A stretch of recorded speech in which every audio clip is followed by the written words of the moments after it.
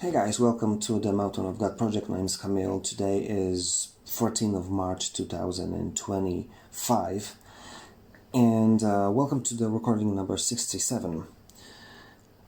Listen, today I want to talk about March and why relatively since right now until the end of the month we might experience some crazy changes in the world.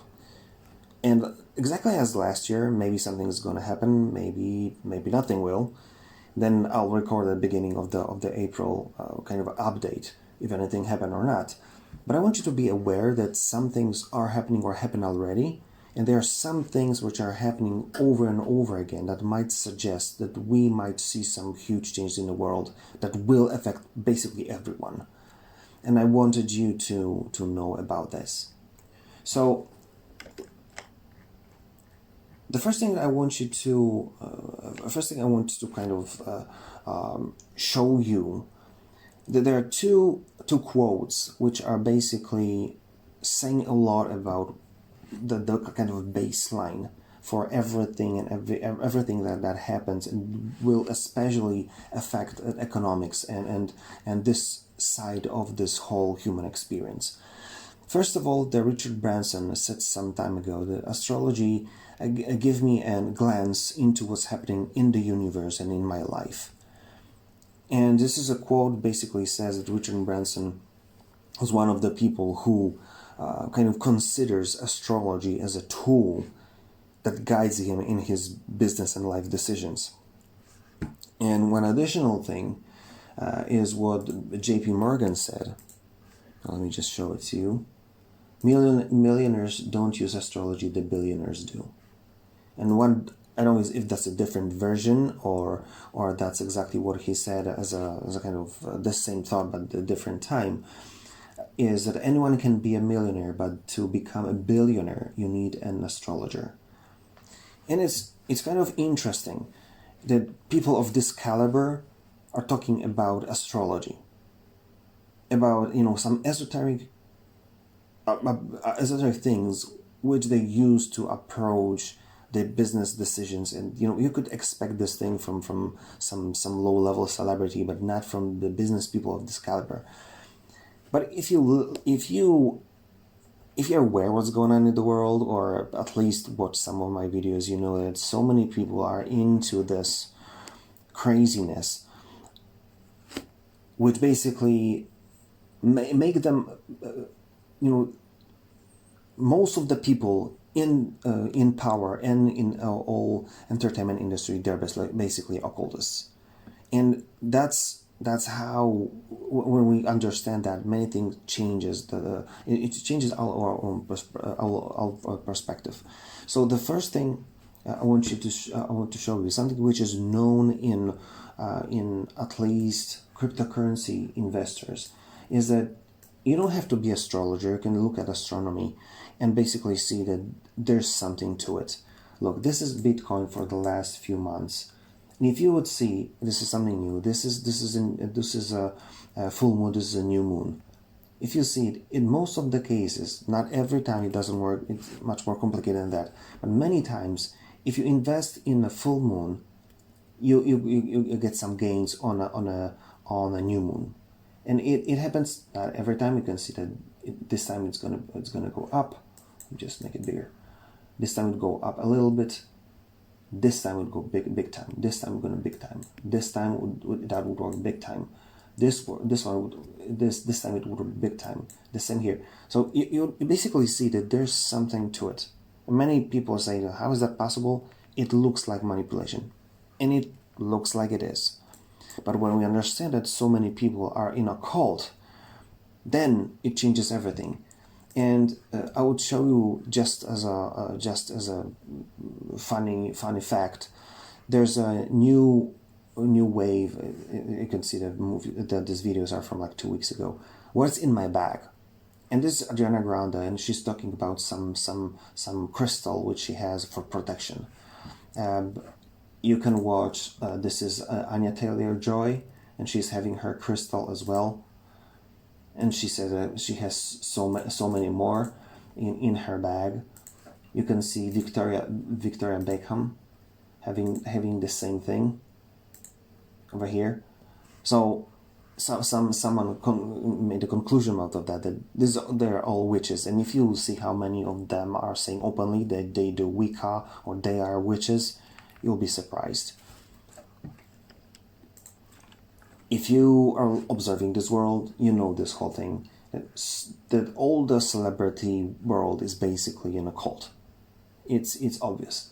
The same thing we know about this guy and his parties.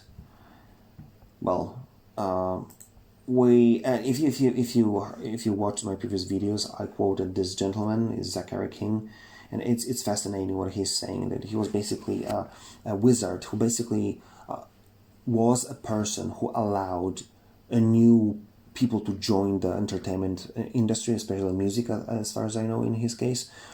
And he says that you have to become a Satanist basically to be able to be given access to those riches and fame.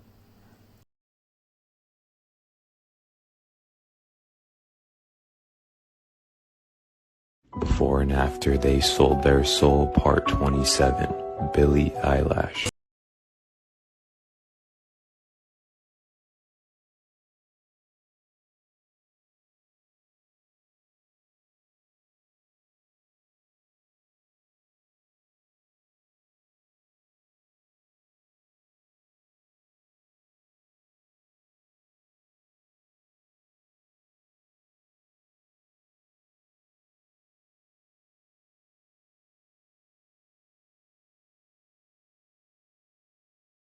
Before and After They Sold Their Soul, Part 29.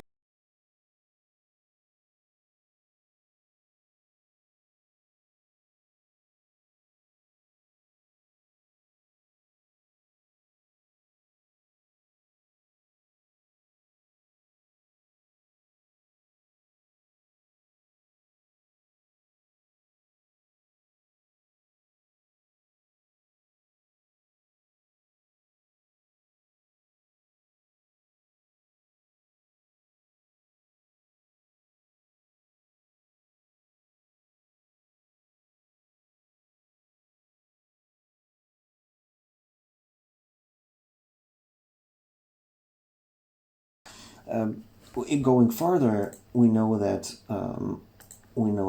about this guy, what he did and with whom, and this woman especially. I consciously not naming them just for the YouTube. I don't want to be blocked and remove the video. Or we know about this case. If you're in this world, you know that basically this whole thing basically shows that all of those people are in really dark things in their occult, from the lowest levels to the highest levels of politics and business and entertainment. So one thing as like a cherry on the top is Jessie, which are I mentioned in my video number 55. This is the Polish version, but there's an English version as well. When she basically says that this whole thing is from the beginning to the top, and she is quoting about or talking about George Soros, which was basically the head of this whole satanic council, and that Barack Obama took it from his hand, and now he's kind of leading the change from the kind of the people who are organizing this whole system of the beast, and which goal of is to put the Antichrist in a leading position of the world. And this move from the beast, from the old system to the new system, which is the system of the beast, will be overseen by Barack Obama. And then she talks about Sanhedrin, which is basically taking over this whole system from the Vatican. So we basically know that everyone included from the politics is an occultist, and that puts this whole quote, which I started with, in a completely different light, because we know that they're talking about some looking into the spiritual world for to consult with the spiritual world, not just about luck. Let's go further. One additional thing. I'm gonna another thing which will tell you a lot about why the March is a very specific time and might bring this whole change into the world, is because we know that eclipses were always used or always treated from the by the occult as a very specific dates and used for the some ceremonies and so on. But one additional thing I want you to see, which is from Schnoeblen, when he talks about equinoxes, that they are important dates as well. Listen to this. This is Dr. William Schnoeblen coming to you from With One Accord Ministries with a brief prayer warning about the upcoming equinox, which is September 22nd. Now, as many of you know, if you've been following us for a while, the equinox is one of the 8 major feast days of the pagan calendar, the Wiccan calendar, and also the Satanic calendar. This video was from 2001, from September time frame, but if you can see, this is 21st of March, which is spring equinox, and this is so important in Wicca and in Satanism. And this is an additional thing, which we'll come back to that later. One more thing that I want to talk about is that God Himself basically used the moon and the stars, the sun, the moon, and the stars as a clock, like a measurement for times and seasons. And there are many texts in the Bible, starting from the Genesis, when God says that He put the sun and the moon so that be for times and seasons. We know from the older prophecies, from Matthew, from Joel, from Isaiah, and Revelation, which basically are saying that the sun will stop shining and the moon will turn to blood as a sign of the end times.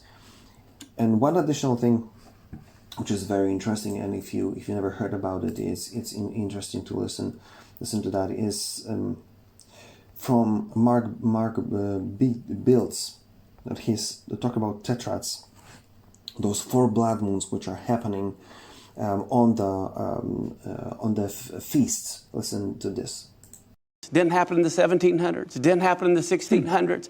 So it's pretty rare. It's very, as a matter of fact, after my research, I found it has only happened 8 times in the last 2,000 years. That's that rare. These have fallen on the biblical feast days. Yeah, so he's talking about 2 feast days, which are Passover and the Tabernacles, which when the blood moons, and I'll show it to you over here because I don't want to play this whole interview, which is, look at it, is interesting. This is the Passover when the Jesus crucified, the blood moon on Passover, blood moon on Tabernacles. Then the next year, Passover and Tabernacles. And this happened 8 times in the history of man. And always, and every time, it meant something for the Israel. But that's what was so amazing. I'm in my prayer closet. It's about 4 in the morning. I was getting up, early for a long time. And I'm praying, and all of a sudden, it's like this voice comes and says, Mark, put these on the biblical holidays. Because when I was on NASA's website, it had like April and October, April and September, and it was like a download. And so I get all excited, and I run out to my computer, and I get on the computer, and I see they fell on Passover and Tabernacles, Passover and Tabernacles. So now I'm ready to jump out of my skin. I can't believe this. Oh my gosh, And so I go back and I look, and then I see when else they've happened in history, and it just blew me away. And then he says that basically it happened in 1967, 1968. Then, earlier when Israel was established in 1948, the same thing happened. So it is always happening when something important happens to the Israel. So again, God is using a moon and the sun as a clock to show you something, and that's going to be important as well later. But one more thing which is kind of fascinating, which kind of brings us closer to the economy, which is basically the meaning behind this video, is that so many things happen in kind of two season or two parts of the year, mostly in March or in September and October. And I mentioned this many times, but I want you to understand why it happens. So there are a few things that happen in March, which is Hispanic flu, March 1918. The bombing in Madrid, 11 of March 2004. The one of the beginning signals of the GFC, or the Great Financial Crisis of 2007-2009, which was failure of the Bernstein's Bank. That was the 2008 in March. There's a Fukushima or tsunami in Japan. That was 11 March of 2011. We've got the beginning of the lockdowns, in 2020, which happened when 11 of March 2020. And if you look on all of those years, there was the beginning of the Jewish religious calendar happened in like a week or two from those dates, because basically the first day of Nisan for every year was basically closed stuff. So in 2020, the WHO started with the lockdowns or the pandemic. It happened 11 of March. The beginning of the new Jewish religion year was 26th of March, so like 2 or 3 weeks. The same thing in 2011. In 2011, that was 6th of April, and it was 11, so there's like 4 weeks. But there's always happening something in March close to the beginning of the religious year. But the same thing happens in September. And there are few things as well around September or October timeframe.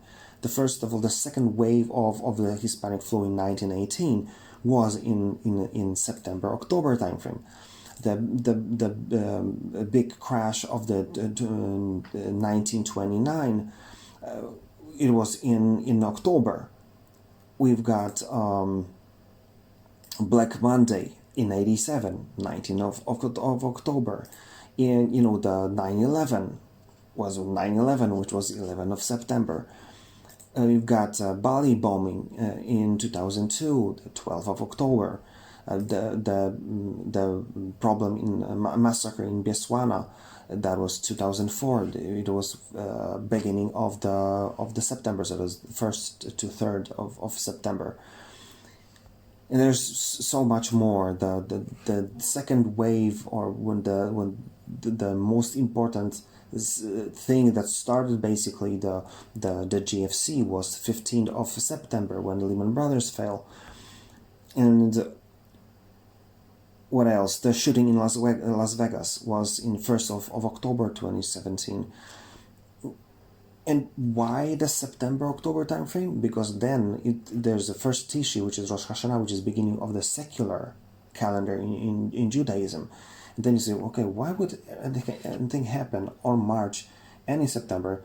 There's so much more happening in the world, but many people, especially in economics, and people who are investing in stock market and so on, they tend to understand that there are two time frames, somewhere around March or April, because the both of the dates are not the same moment in our calendar, and in September, October, sometimes November, because it looks like it's connected, just like the moon phases and the cryptocurrencies.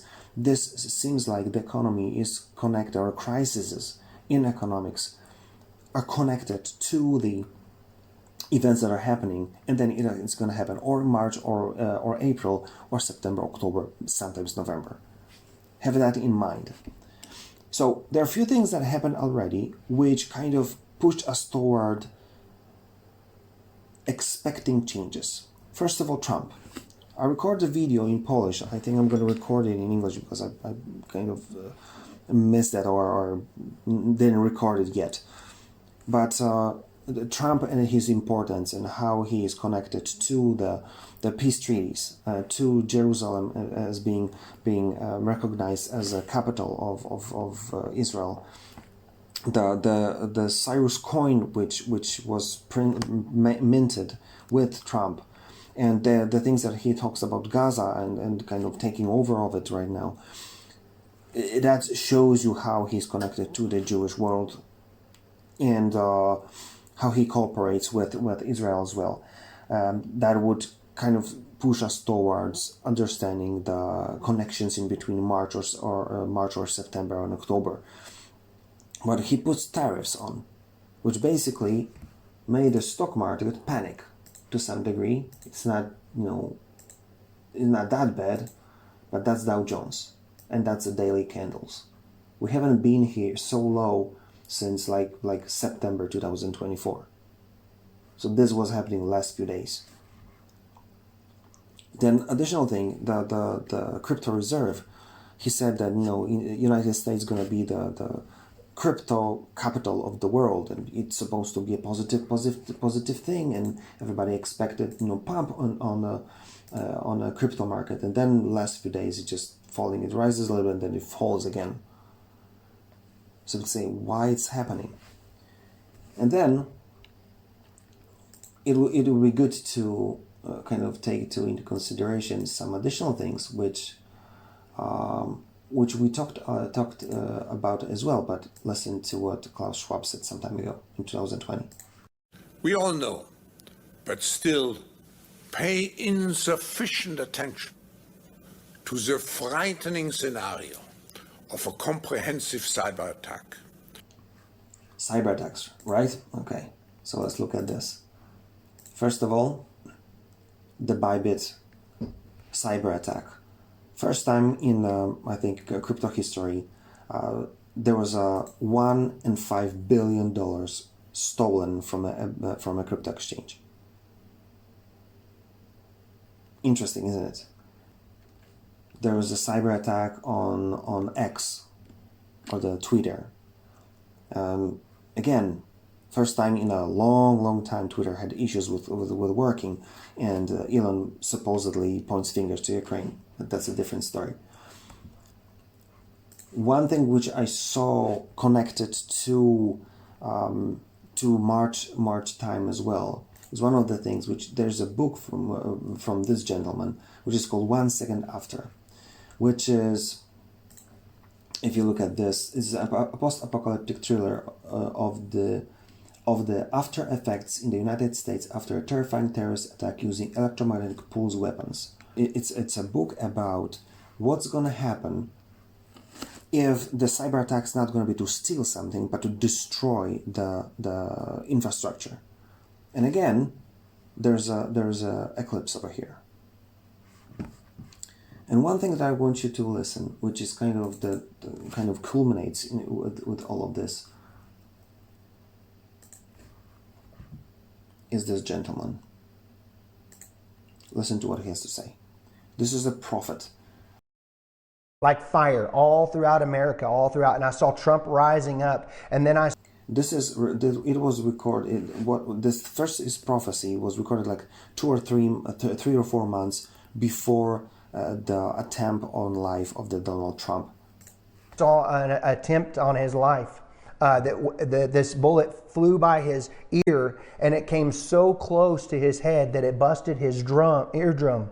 And I saw he fell to his knees during this time frame, and he started worshiping the Lord. He got radically born again during this time frame. I'm talking, people say he's saved now, but he becomes really on fire for Jesus, for what I saw coming.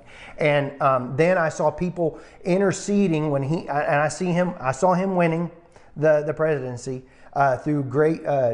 The Lord showed me it would go clear into the summer. Great persecution would come on him through the judges and through the law and all these people trying to sue him and all this stuff. But there would be a stop to it, and things would start to break free come toward the fall. And then I saw him winning the election through the Patriots coming out and voting, and then there will be a great economy crash.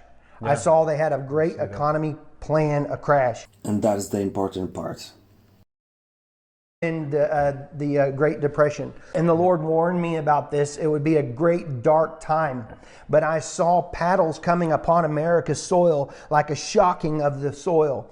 And I saw Donald Trump praying in the office of the Oval Office. And he was weeping before the Lord with his hands on his head like this, but he was weeping. And there was ministers and people. I don't know if they were senators or Congress people or whatever. I just saw them pacing and back and forth inside of the White House. What is the White House? But it's the Oval Office. Yeah. And they were interceding all inside there, and I could feel the presence of the Lord so strong on this. And then I could see that darkness that was the heaviness upon America with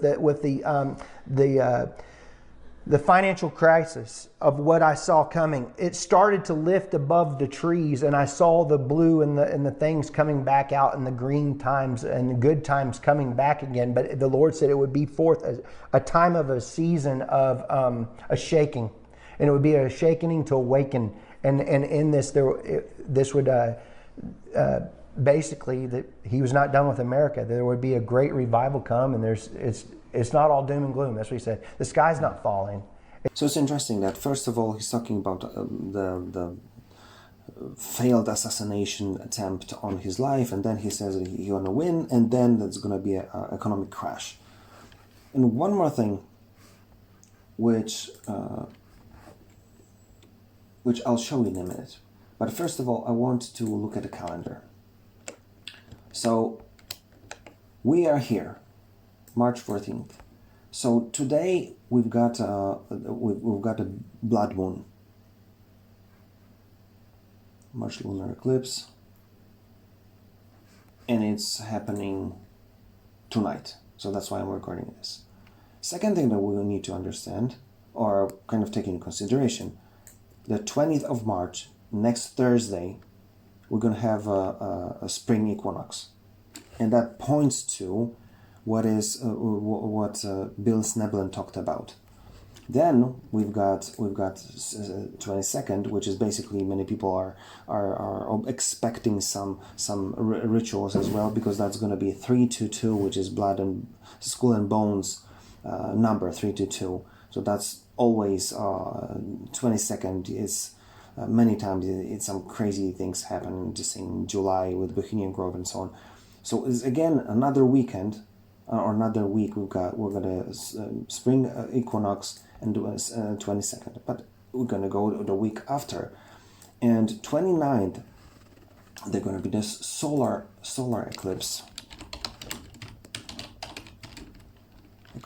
in March 2025, and solar eclipse is gonna be March 29th, which is the next Saturday. And again, interesting, the 30th. It's going to be the beginning of the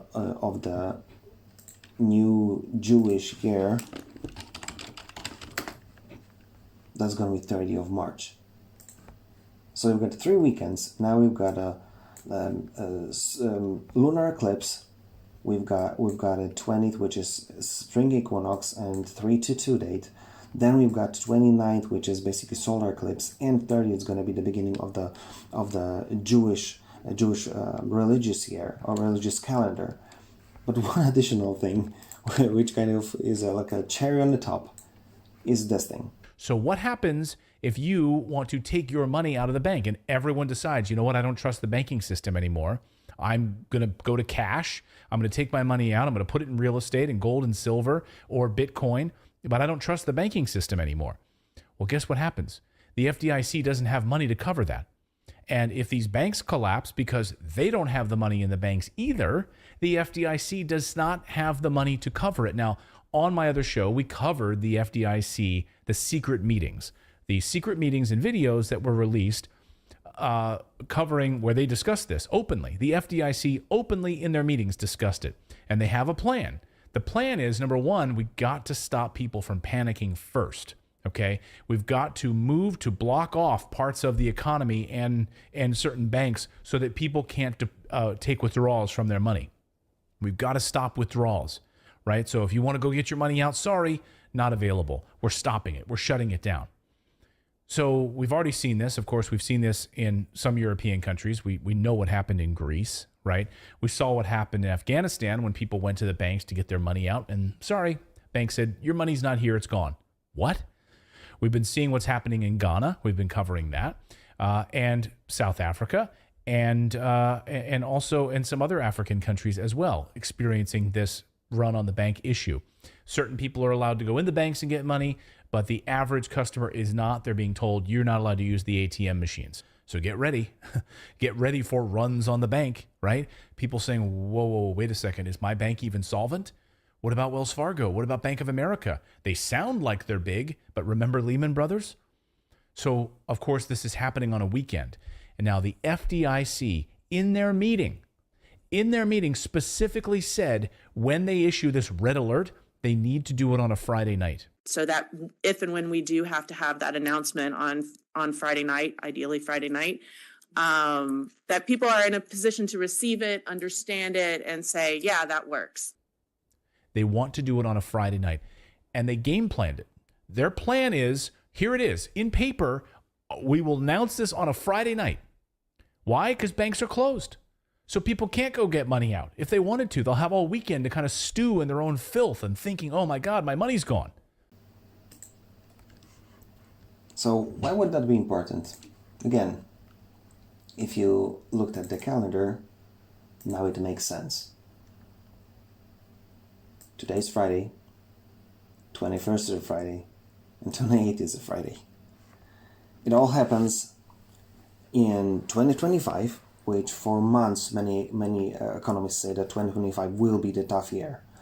And there are many things that we talked already about Deagle reports, saying that there are going to be mass deaths in 2025. You could look at the Black Horse video that I recorded earlier, and it happens in March, one of the most months which is kind of predestined to be the bearer of the bad news. So what I'm trying to say, I